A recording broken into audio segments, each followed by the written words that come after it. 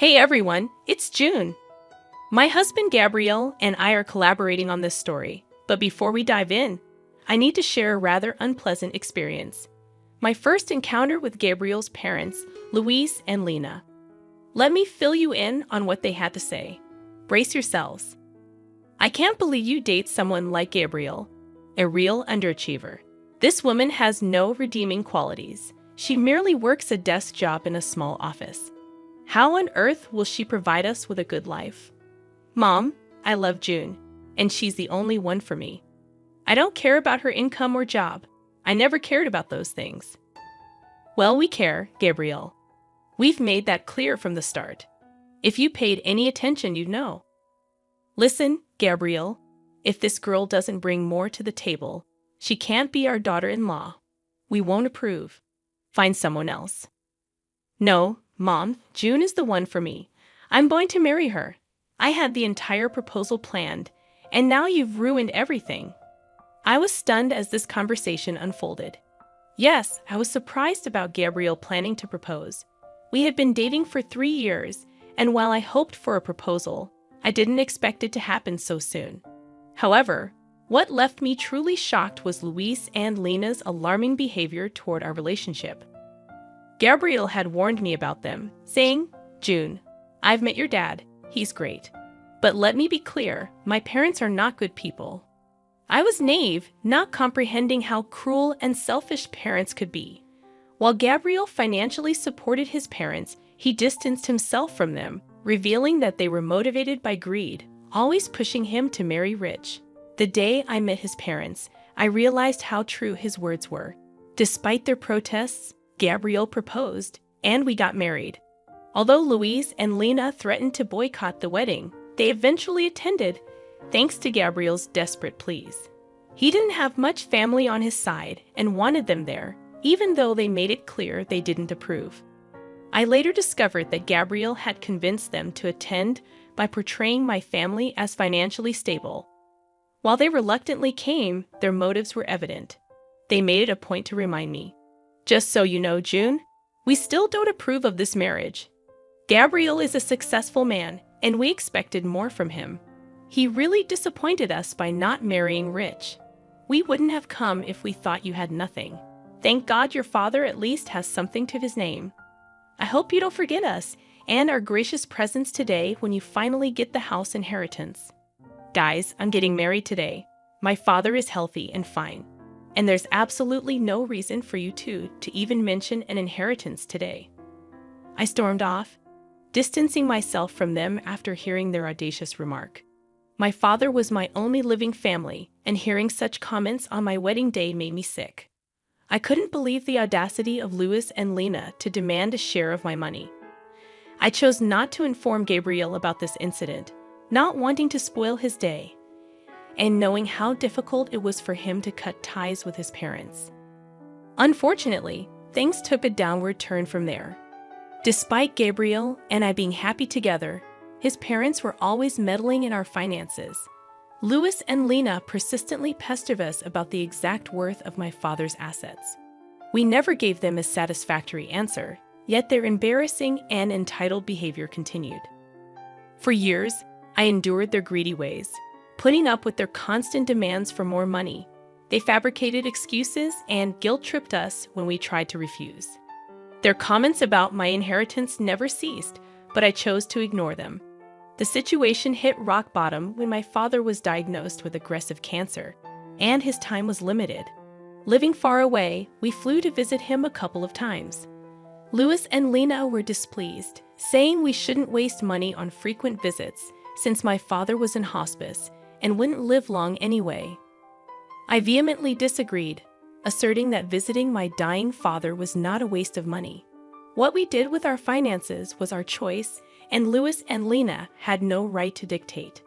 Their lack of support and covert requests not to visit my father infuriated me.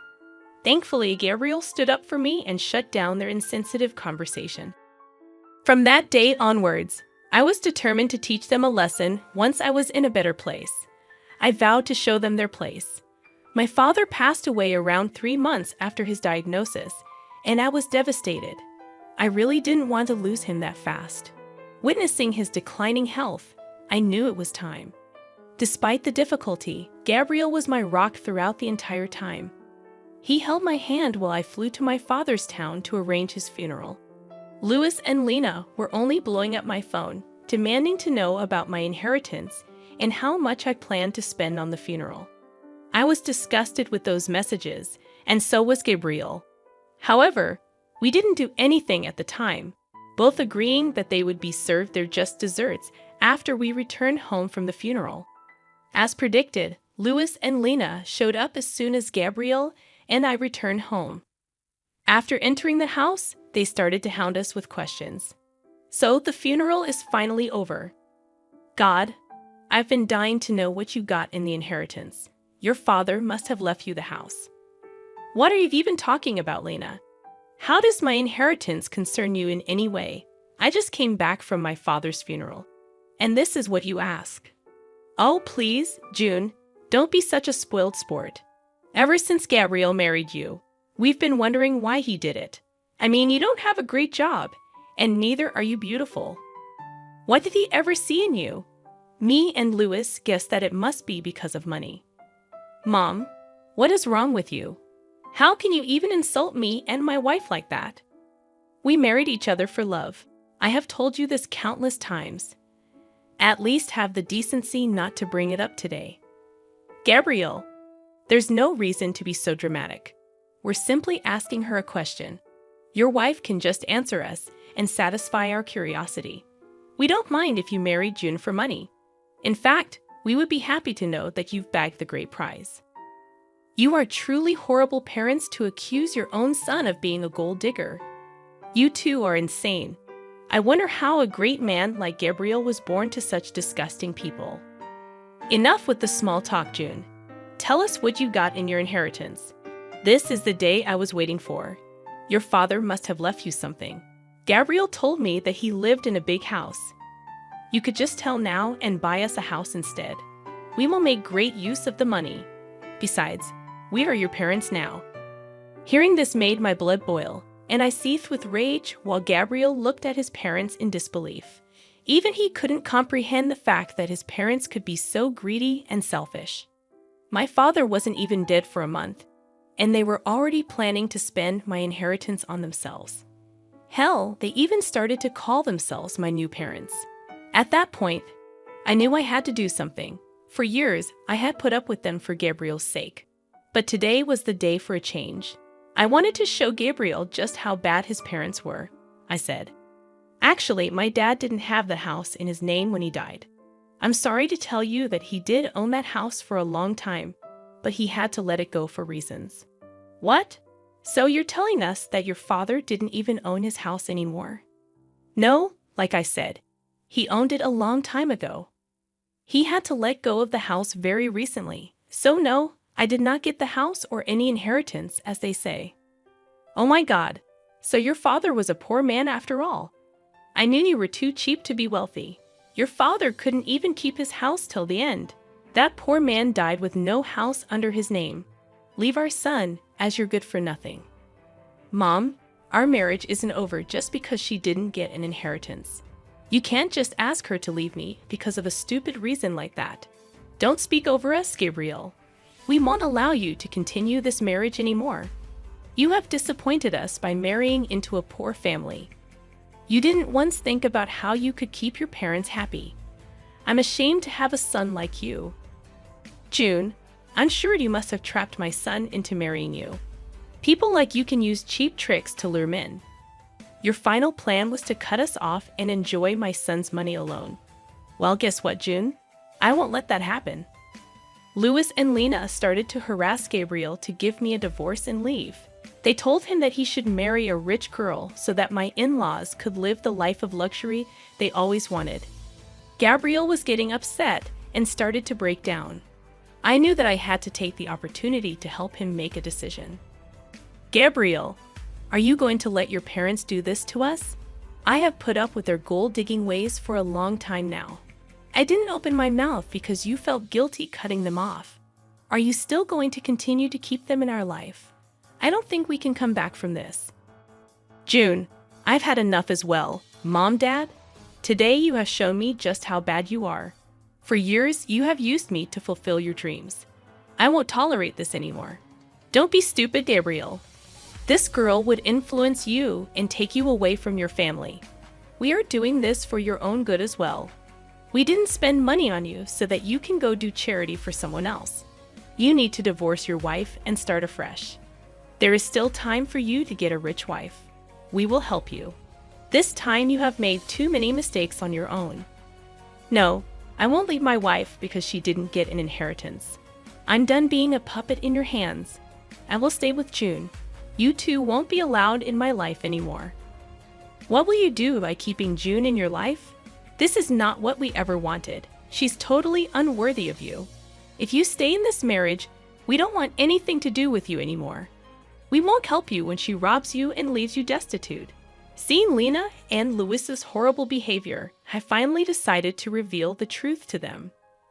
I knew that telling them about my true net worth would make them beg and plead at my feet. I wanted to go all out on them. I wanted Gabriel not to regret his decision in any way, so I said, "There will be no need for that, guys. I don't need to rob Gabriel and take his money.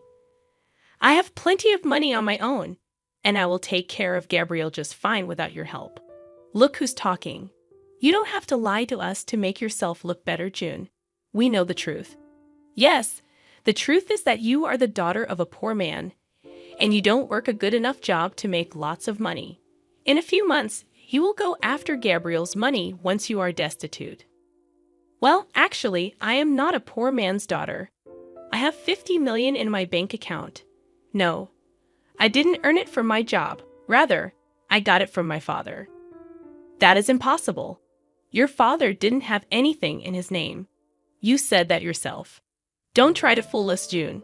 We can see through your lies. It won't work for us.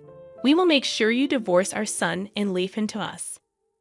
I smiled at them and then looked at Gabriel. He was still looking very upset, but gave me the signal to go ahead. He knew me inside out, and so he knew what was coming. I opened my bank account and showed them my bank balance. Louis and Lena took one look at it, and their eyebrows shot up to the sky. They looked at each other and said, "No, no, no, this is impossible. You must have fabricated these bank statements. You said you didn't get an inheritance. How? You even said that your father didn't own his house till the end. Where did this money come from?"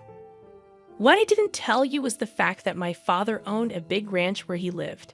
He sold the ranch and the house before he died. He gave me an early inheritance before signing himself into hospice. He didn't want me to use my own money for his care. He wasn't like you too.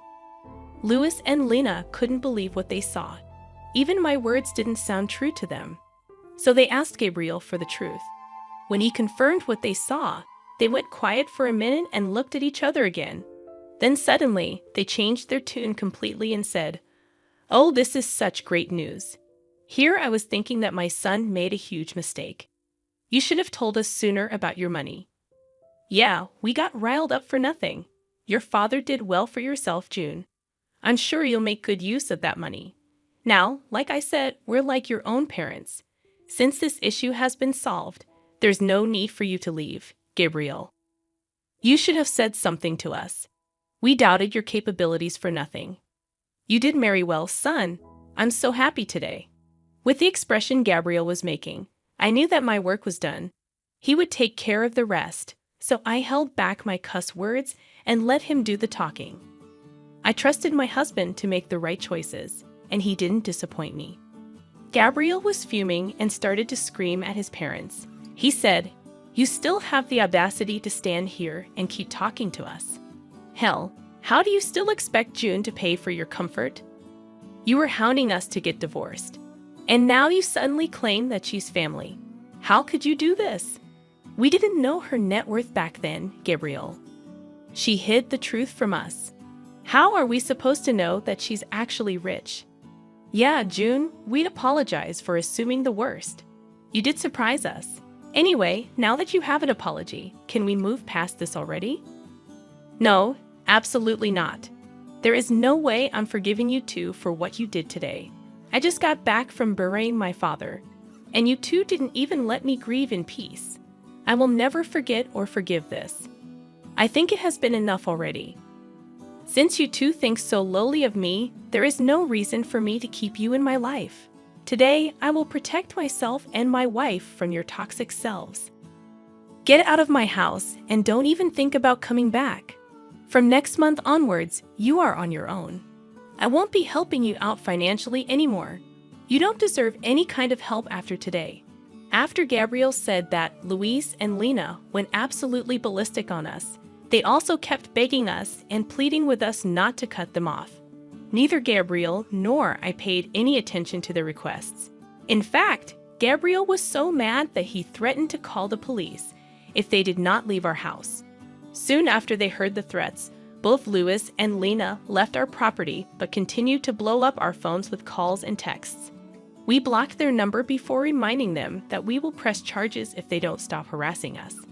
For the next few days, Gabriel completely dealt with his family while I grieved my father properly. I was finally in a peaceful setting where I could reflect on my childhood memories and try to remember my father for the good times. He truly was an amazing man. As soon as he understood that I didn't want to move back south, he sold his property so that I didn't have to worry about it. He didn't even want me to spend money on his medical bills, so he used some of the sale money to pay for hospice. He was truly a great parent, and I still miss him a lot. On the other hand, Gabriel was also grieving the loss of his family, but for other reasons. Yes, he was finally free from his toxic family, but some people were guilting him about abandoning them. Those people did stop hounding him when Gabriel told them the full story. Now, everyone who knows Luis and Lena is disgusted with them. The duo still tried to contact us even after we blocked their numbers and changed our locks. We are contemplating taking out restraining orders if they don't stop soon. Meanwhile, I have recently found out that I am pregnant.